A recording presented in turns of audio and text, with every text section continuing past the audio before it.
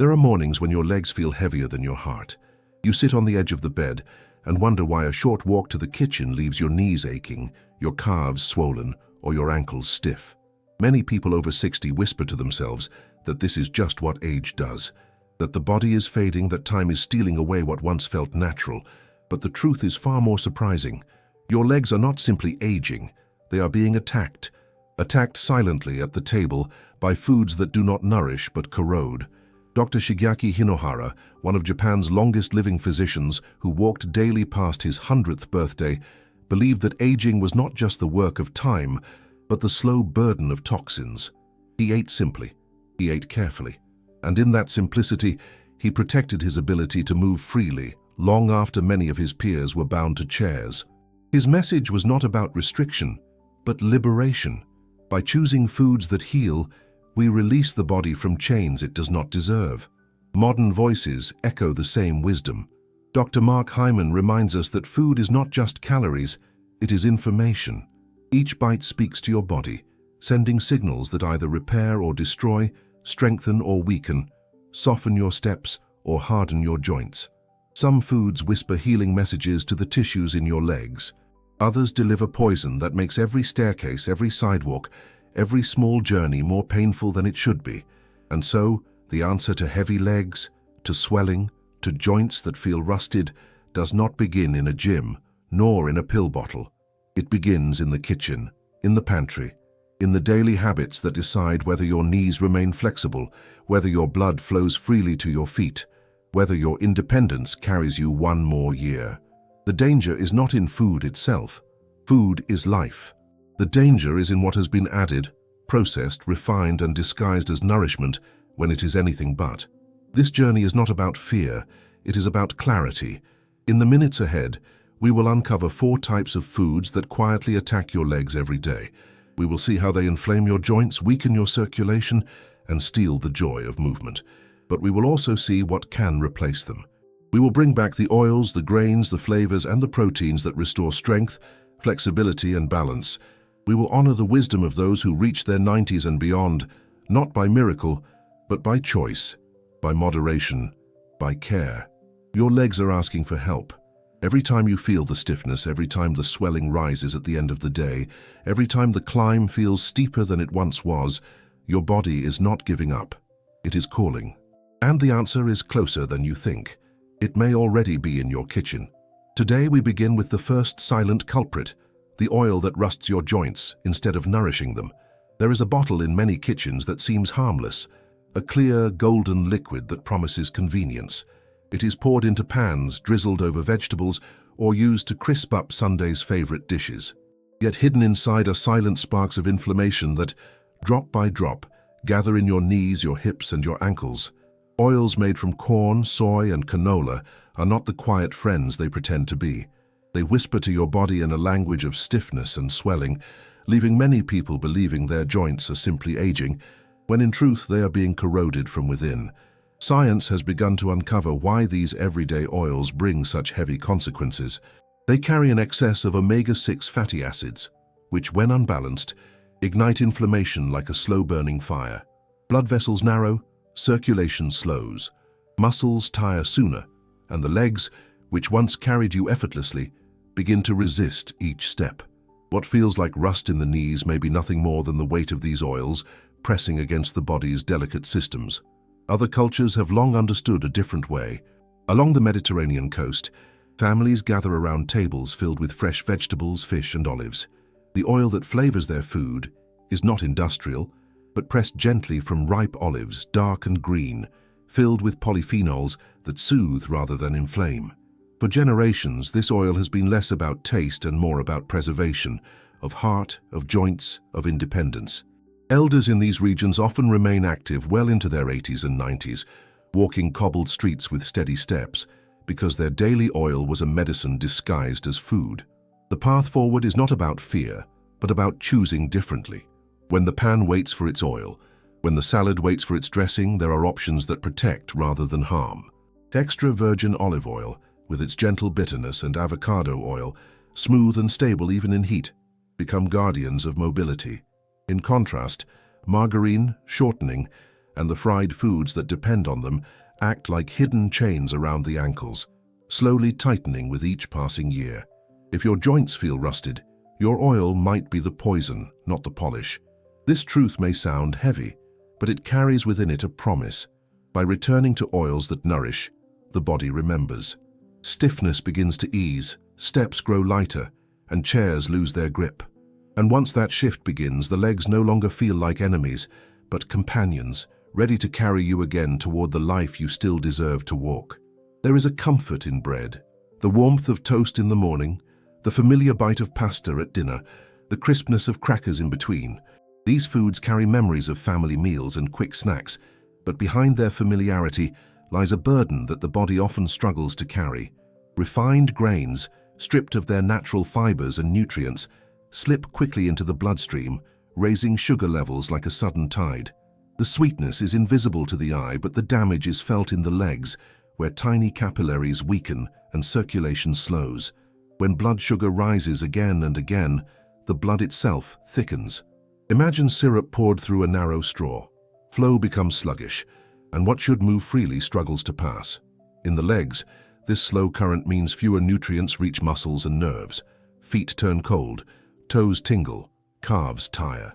And with time, the legs that once danced, ran, or walked without thought begin to send signals of fatigue long before the heart is ready to stop. Yet in places where life often stretches into the 90s, the story is different. In the Nicoya Peninsula of Costa Rica, elders who rise before dawn and work the land do not rely on white bread or refined flour. Their tables are filled instead with unrefined maize, rich root vegetables, and meals that still carry the texture and strength of whole foods. Their blood flows with vitality, their steps remain steady, and their meals, though simple, nourish not just the body, but the years of life ahead. The body is resilient. Even after decades of white flour and baked goods, it remembers the feeling of true nourishment. When oats, sweet potatoes, or lentils appear in the first half of the day, energy feels different. Instead of a quick rise followed by a sudden drop, there is steadiness, a rhythm that supports the heart and keeps circulation alive in the legs. It is not about giving up comfort, but about finding new forms of it, ones that strengthen rather than steal. Imagine again that straw, but this time with clear water flowing through, free and unblocked. That is what happens inside when the choice turns toward foods that honor the body rather than overwhelm it. Each step feels less like a burden, more like a gift. Each movement carries the memory of what life felt like when the legs were strong, reminding us that vitality does not belong only to the past. It can return slowly but surely, with each nourishing choice that supports circulation and breathes strength back into tired limbs. At first, it begins with something small. The shoes that once slipped on with ease now feel tighter in the evening. Ankles that seemed fine in the morning appear puffed and heavy by nightfall. Many accept this as age, as the body simply retaining more water with time. But often the true reason lies hidden in everyday meals, in soups, in sliced meats, in frozen dishes that bring speed but carry a hidden weight. These foods, quiet in appearance, often hold sodium in amounts that overwhelm the body's balance. When sodium gathers, water follows. The legs, being the lowest point of the body, become reservoirs for this excess. Fluid builds around ankles, calves, and feet, pressing gently yet constantly on nerves. The result is swelling that not only makes movement uncomfortable, but also dulls sensation. Toes that once felt the coolness of grass or the warmth of sand begin to lose their clarity, replaced by a numbing heaviness that makes each step less certain. This is not the fate of all who age. In Okinawa, where life often stretches into the late 90s, meals are flavored with care rather than excess salt. Dried bonito flakes, miso, herbs, and sea plants provide richness without the hidden weight. The food is alive with taste, but it does not drown the body in sodium. The elders of Okinawa remain light on their feet, their ankles carrying them through gardens and markets without the burden of swelling that pins so many to the chair. It is possible to choose flavor that heals rather than weighs down. Fresh herbs brighten a dish, lemon adds sharpness, spices bring warmth, all without the quiet flood that salt unleashes in the legs. Even the presence of potassium in foods like leafy greens and citrus restores balance, helping the body release what it no longer needs. In this gentle way, ankles stay closer to their natural shape, and legs rediscover the comfort of movement, free from pressure. Salt does not age you. It settles in your legs and makes them heavier every day. Yet when it is replaced with seasonings that honor both flavor and health, the difference is more than physical. The body feels lighter. Steps are steadier. The mirror no longer reflects a swelling that feels like a warning sign of decline. Instead, it reflects resilience, a reminder that the body is not finished, that it can still be cared for, and that every choice can ease the burden carried in silence for too long. There is a certain familiarity in the smell of bacon frying, the convenience of sliced deli meats, or the comfort of sausages on the table. These foods often carry with them the memory of family breakfasts, picnics, or quick meals prepared in busy times. But behind their taste and nostalgia lies a slow erosion of the very structures that allow us to stand, bend, and move freely. Processed meats are more than food.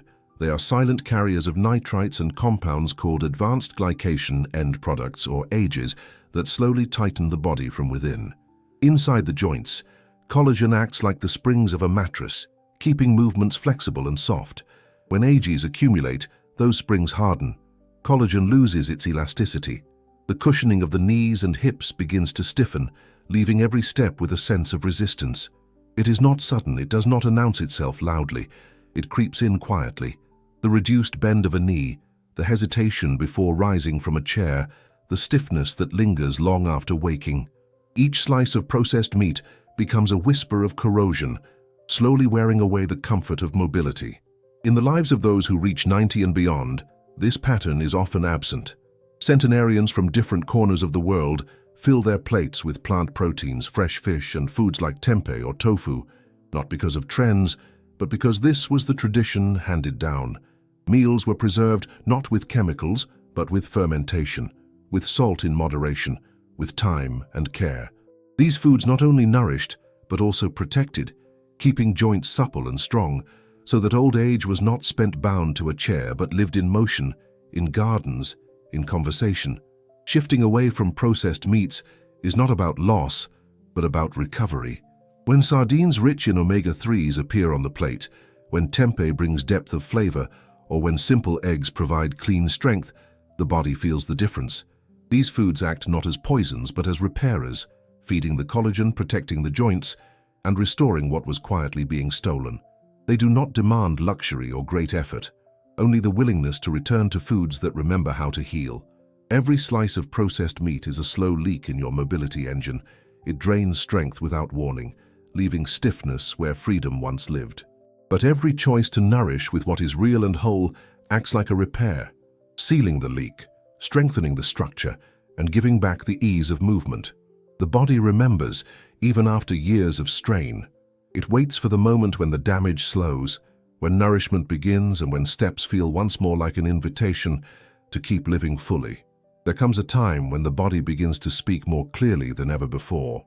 It speaks through swollen ankles at night, through knees that hesitate on the staircase, through toes that feel less than they once did. Many accept these signs as an unavoidable price of age. Yet what truly weighs on the legs is not only the passing of years, but the constant burden of foods that quietly corrode strength. This is not fate. It is not punishment. It is simply the body responding to what it has been fed. And because of that, change remains possible. The truth is that the legs are not weakened only by time or by use. They are weakened by what circulates through them every single day. Oils that inflame joints, grains stripped of their essence that thicken the blood, sodium that gathers water in the ankles, processed meats that harden the very tissue meant to keep us flexible. Each of these leaves its mark, not suddenly, but gradually, until one morning standing up feels harder, and sitting down feels like surrender. Yet within this truth lies a quiet kind of hope. If foods have the power to steal mobility, they also have the power to return it. Dr. Shigeaki Hinohara knew this well. Past 100 years of age, he still walked, still lived with the freedom of movement, because his table was not crowded with toxins disguised as nourishment. His meals were humble, simple, and light, and for that reason, his body was never weighed down. He showed that what many call decline can in fact be delayed, not through excess or complicated regimens, but through choices that respect the body's delicate balance. His life was not a miracle, it was proof that simplicity protects. Modern voices echo the same lesson. Dr. Mark Hyman speaks of food not as mere calories, but as information. Each bite is a message carried to the tissues, to the arteries, to the muscles that support every step.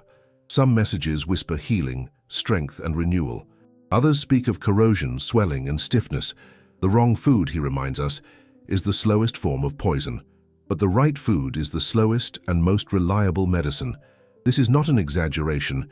It is the reason some elders continue tending gardens, walking markets, and climbing stairs with steady steps, while others of the same age feel imprisoned by their own bodies.